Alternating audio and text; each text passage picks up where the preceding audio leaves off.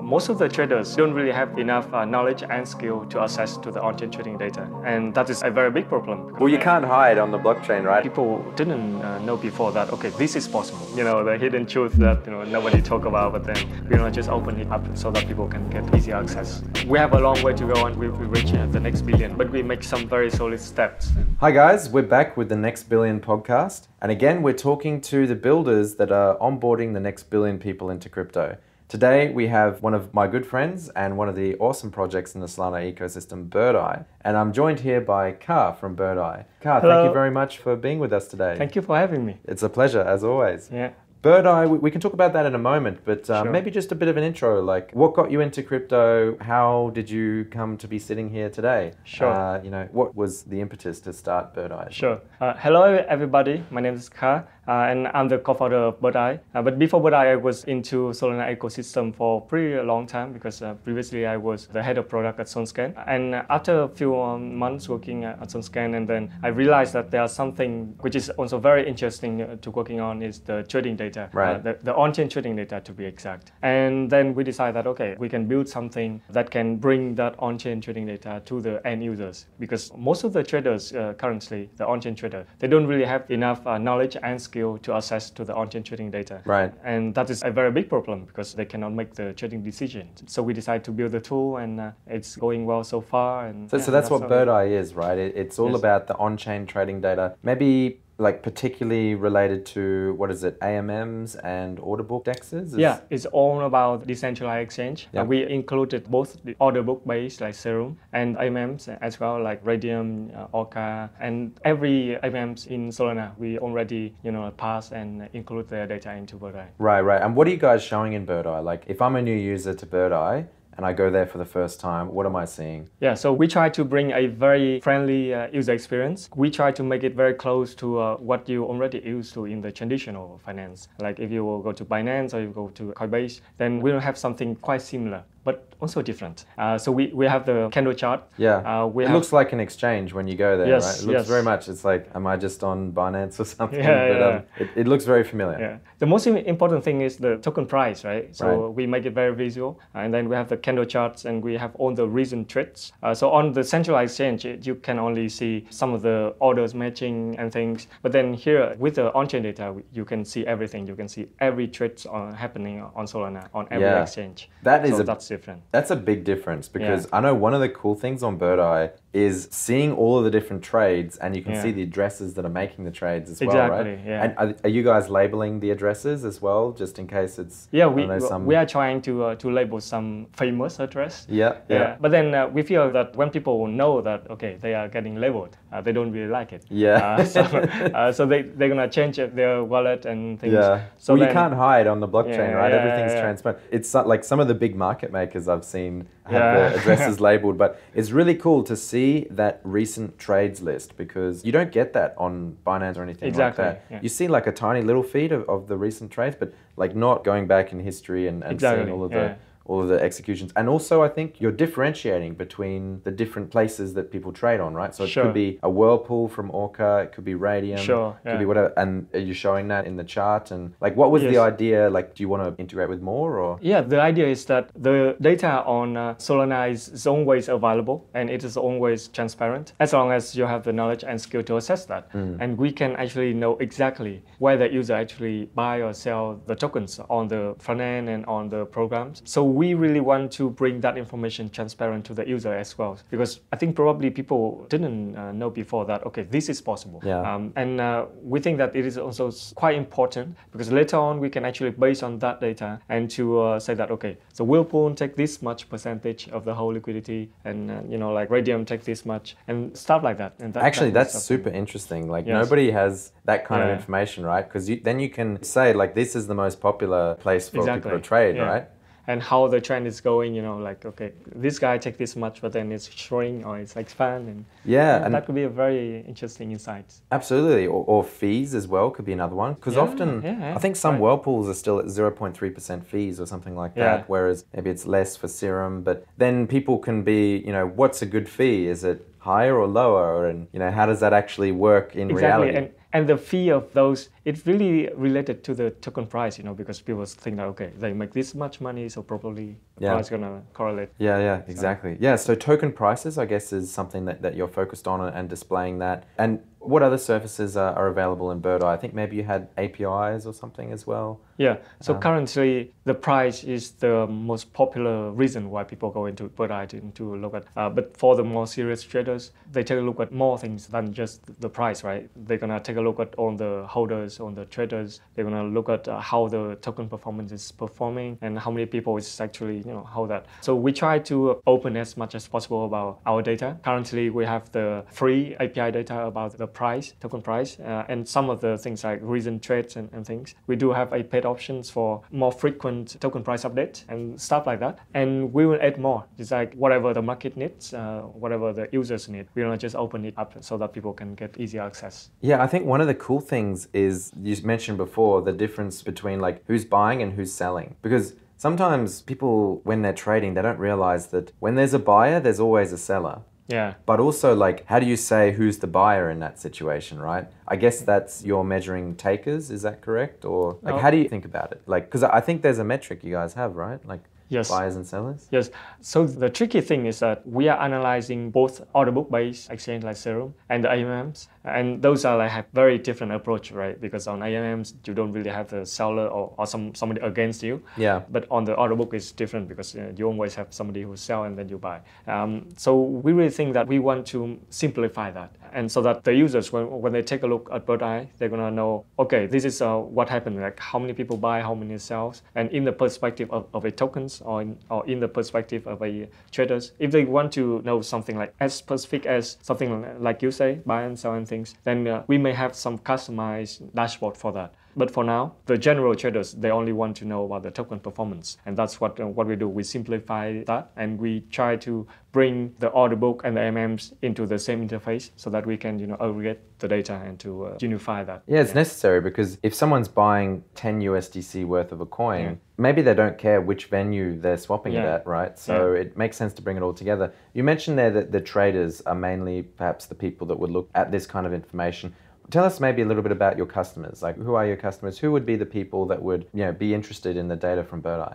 Yeah, so there are different people. Firstly, we already have the requests from some of the projects on Solana. They really want to use our data so that they don't have to aggregate that themselves because, like token price is, it is something very basic, but it's very important. You need it everywhere. You need it in the website. For example, if it's like an exchange, then you need the candle chart things so that your user can look at that and then make the decision and trade, right? If you are a news website, for example, then you also need something like that, like even Cogeco and things. Well, some people use Cogeco data, but it's a different type of things, and we offer something different. We offer like only on-chain data and real-time. So I think there's some differences over there, and there are some people interested in our data. And yeah, that is the projects themselves. And there will also be some developers as well because they are coding some bots, like trading bots. And, True. Yeah. Some notification bots and Discord bot, Telegram, like all sort of things. And they also need that type of data so that they can, trigger their bots and do that. Right. So they can get information about maybe which addresses are trading or when a trade happens or something like that. And they don't have to go directly to the blockchain and deal with RPCs and all this kind of stuff, right? Yeah. And also like Solana data is also very expensive, it is really complicated to run the RPCs and tell me about it. We all know about that. It is the hidden truth that nobody talk about, but then it costs quite a lot to to run that infrastructure. So if we can do that because we need that ourselves, so that we can also open that for people to use what we already did. Yeah, absolutely. So one of the name of this podcast is The Next Billion. So it's all about where the next billion people are going to get onboarded from crypto. So what are you guys seeing? Are you seeing a lot of traction maybe in Southeast Asia? I was in Vietnam recently with Solana, and I think you and the team there are based in Vietnam, right? So tell us, like, what's it like there? What's the sort of builder ecosystem like in Vietnam? Yes, so I really think that we have a long way to go until we reach the next billion, right? But we make some very solid steps, especially in Southeast Asia, like because we closely monitoring all the data on the visit to birdeye.so, then we see that there's a very good increase in terms of number of unique users visiting our website. They're coming from everywhere. They're coming from Indonesia, there's a lot, from Vietnam, from India, from US for sure, and recently it's from Turkey as well. So is quite surprising to me. But it's how it's happening, because we really having people, the new people going into crypto. And our approach is that we really want to build Birdeye to be something that the new users, when they go into crypto trading, then they're going to have something familiar so that they can get a very easy start. Just out of interest, what sort of percentage are you seeing of people that are, say, non-English speaking? Because at Step, we have something like 24% of our user base is English speaking kind of thing. Okay. So all of the rest is, as you say, from Vietnam, Turkey, Thailand, Indonesia, all over the place, right? Do you have any idea of those stats, or what's your gut feel? Well, most of our users not really coming from the native speaking English countries like US or UK, but I believe most of them can understand basic English at least. And what we do is that we're trying to minimize long sentences. We really focus on the numbers, on the charts, so that people don't really need to have very good English skills to understand that. So it's easy to interpret a number, right? Exactly. One is one wherever you are, right? And also like the colors is very important. We always use like green and red. That's true. Stuff like that. Instantly, if you are a trader, then you know exactly that's increase, that's decrease, that's loss, that's gain. It's like a universal language, I guess. Awesome. So I guess as well, you're here at Breakpoint. You're meeting some of the other ecosystem projects. What's maybe next on the horizon for you guys in next year, 2023? Is there any sort of features or things that you really want to get out, or what's next for you guys? Well, I think that Breakpoint is really a breakpoint for me, because I got the chance to meet up with all the friends, all the people that I've been working with for years, like you guys, and many other people. We exist. We're not just like internet PFPs. And then when we meet up with people in person, like a lot of ideas that pop up. Like, so people talking about what they are doing, and we talk about what we're doing, and there are a certain point that we meet each other, and we come up with something that was just a possibility before, but now we think that, okay, that's something serious, and we can really do something about that together. So I met up with a lot of teams here in Solana, all the talent is, and then we have a lot of idea for what we are going to build in 2023. One of the things that, this is not confirmed, but then we have a couple of things, like we are going to NFT data, we go into derivatives data, and we probably will go multi-chain as well, because one trader never trade on only one blockchain. So we just want to serve that demand. Well, talking about derivatives, a lot of derivatives exist on centralized exchanges now, right? Yes. And they kind of always have, but is that a trend maybe that you're seeing, that maybe there's more on-chain sources now for derivatives data? Is that a focus for you guys? Solana has a few of them, right? Yes, we have about like 5.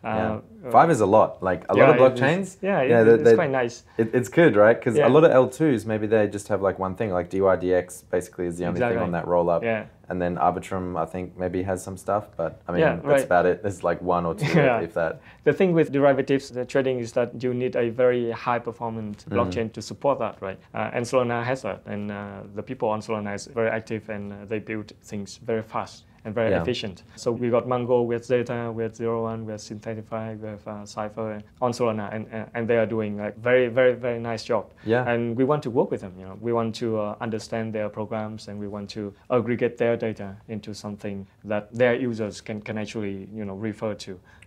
They may trade on one exchange, but they want to look at the data from every other exchange, how the funding rate is different, and stuff like that. Exactly. Why do you think people would want to trade on a DEX or a decentralized mechanism versus, say, a centralized venue? So I really think that people are still trading on the centralized exchange, but decentralized exchange is just more free, because there are some tokens that don't really offer the derivatives options on trading on the centralized exchange. Right, it's hard to get listed sometimes. Like there's literally like thousands of tokens on a DEX, whereas a centralized exchange, there's like less, right? So there's less opportunities, less options, right? Exactly. So here on decentralized exchange, it's more freedom. And the data is much better. You can see on centralized exchange, you can see what the exchange gonna give you, right?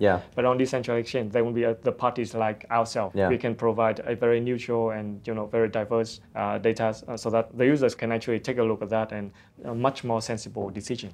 Also, I think that the data is way more accurate as well, because if it's all on chain, it's real transactions that have had to happen versus essentially, a lot of people talk about wash trading on centralized exchanges, right? And it's kind of like, oh, the exchange is like inflating their numbers or something like this. It's like, well, if it's on a DEX, you can actually see that. You can see all of the information there. So, there's no sort of way that you can falsify it or whatever. Like a transaction either exists or it doesn't. Yeah. Yeah, right. So even on decentralized exchange, there's a lot of bots, right? Yeah. We all know that. But we know that's bots. Exactly. Yeah. Now we know. And we know exactly like who they are as well. Yes, exactly. Yeah. So at least we know that, okay, this is like on the trades, but then, 50% of that is bot, then we're going to think differently and we make different decisions, right? Yeah. Well, now you can actually make an informed decision because you have the data available to you, right? Whereas if it's just a black box, like a centralized thing, maybe they don't provide an API that's all that good. Yeah. You just have to guess. Yeah. Right.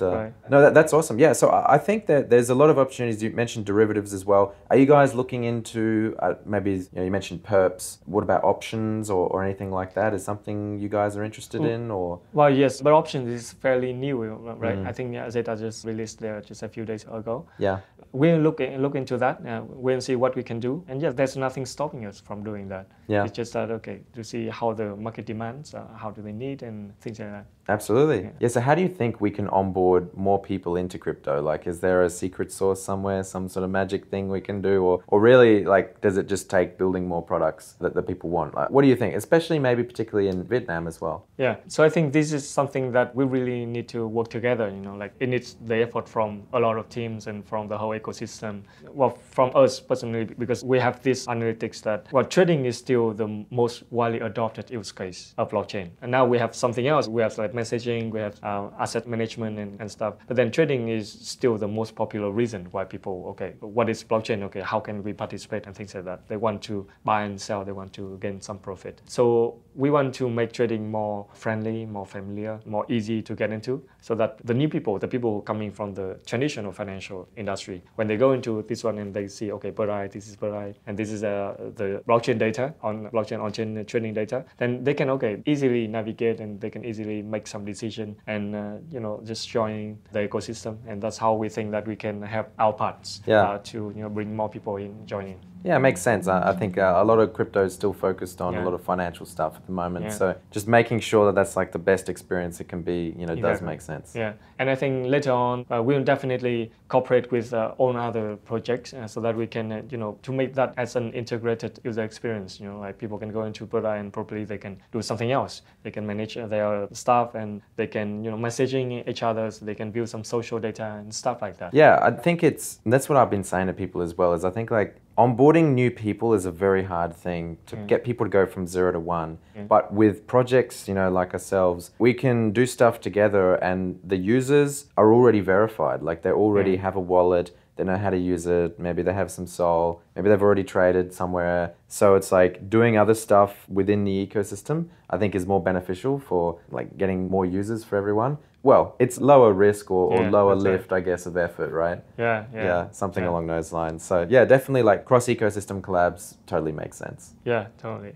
Well, thank you so much for joining me today. It's been a pleasure. Thank you very much for having me. This is a lot of fun and very nice to actually talking about what we are doing, and we're receiving feedback from people. And absolutely. Look, I would say Birdeye is a really interesting venue to go and look at what's happening on the chain. Thank you. Because like you can see, like I say, that historical information that you have of like the trades, who's doing it, is amazing. I really like it. So where can people find out more about Birdeye? Where should they go? Do you guys have Twitter or blogs or the website? Where should they go? We have everything available. We have our website already live. It's at birdeye.so. We have the Twitter channel. We have Discord. Join Discord. We have a lot of fun discussion over there, and you're going to get a lot of unfound information. Yeah. Things like that. So join us. I need to get into the Discord more, I think. Okay.